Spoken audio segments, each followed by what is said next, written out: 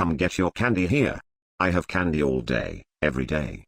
Candy, candy, candy.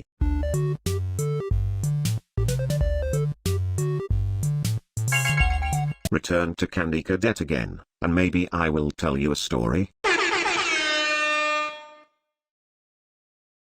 Now I will tell you a story. A story about a kind man who would visit 5 orphans and bring them toys and gladness. The man lived alone, and lived in fear that someone might break into the house of one of the 5 children, so he adopted all 5, and brought them together in one place, in his own home. He promised them to never leave them, and they promised to always come home, and never stay out too late. He left one day to buy food, his heart being filled with gladness, but returned to find that the burglar had chosen his home, and killed all 5 of the children.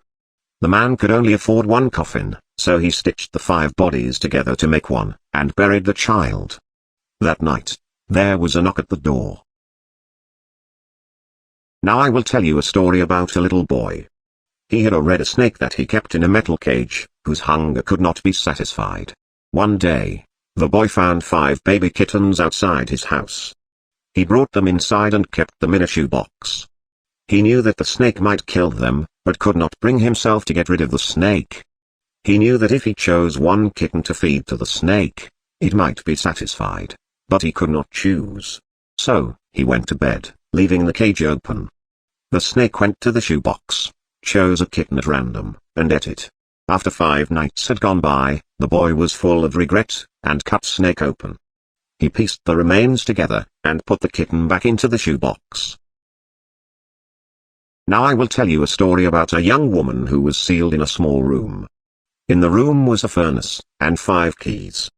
She was told that each of the 5 keys would unlock one of 5 doors outside her room. Inside each room was a child that she could take with her as she fled the building. But she was only allowed to leave her own room with 1 key, not all 5.